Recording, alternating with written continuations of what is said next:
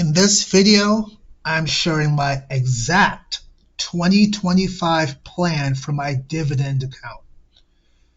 If you're new to dividend investing, it's a great way to build wealth, create passive income, and achieve financial freedom. Warren Buffett, the investing GOAT himself, was estimated to make over $6 billion with a B, in dividends alone in 2024. While you and I may be a bit far from that level, there is no reason we can't benefit too. All right, so before getting into the plan, let's see where the account was on January 1st. So about half was in SPACs, which is Fidelity's money market, paying a little over 4%. Next, SCHD, that's Schwab's US Dividend Equity ETF. Started a couple years ago. It's a fan favorite among the dividend ETF crowd. They recently did a 3-for-1 split in October.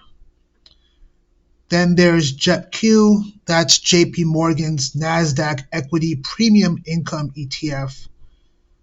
Added this in April 2024 and dollar cost average weekly.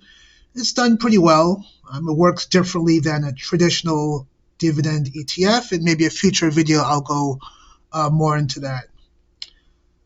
Next is FNILX. That's Fidelity's zero large cap index fund. The zeros for zero fee.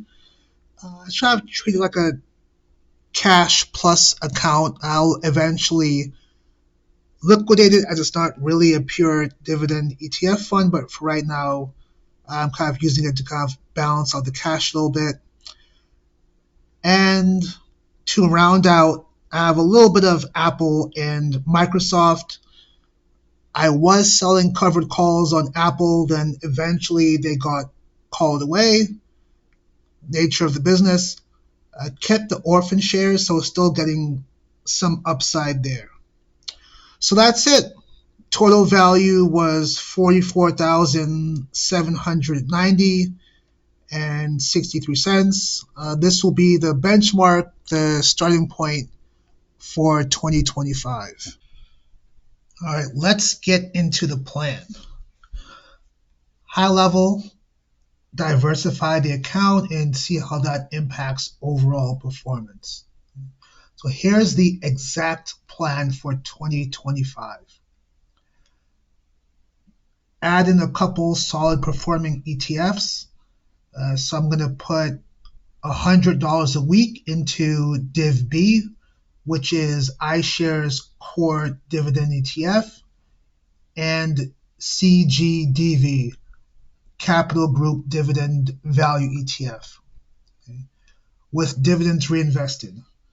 So for the year, that'll be about $5,000 investment into each ETF.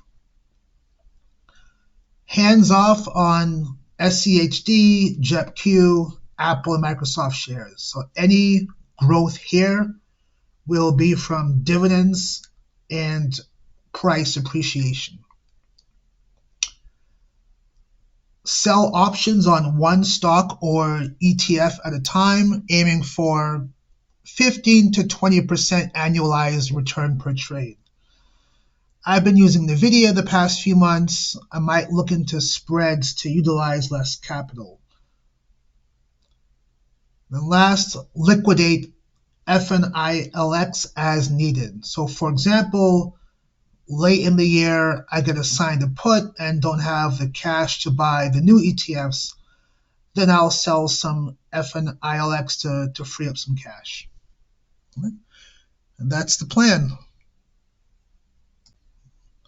All right. What can you expect going forward? So each week, I'll post an update on the account, the buys, the sells, the trades, income, and overall account value. So along this journey, we'll get answers to, are the new ETFs helping? How are they doing relative to each other? How is SCHD doing relative to JEPQ? So you will be able to see in real time with real money the compound growth effect of dividends. So I'm excited. Hopefully this will be a kind of cool, interesting journey for you all to see. Of course, this is going to be, 1 year in the life. So the performance of this year is not going to be the same as it was last year and will not be the same as it will be in 2026. So with all that being said, let's build.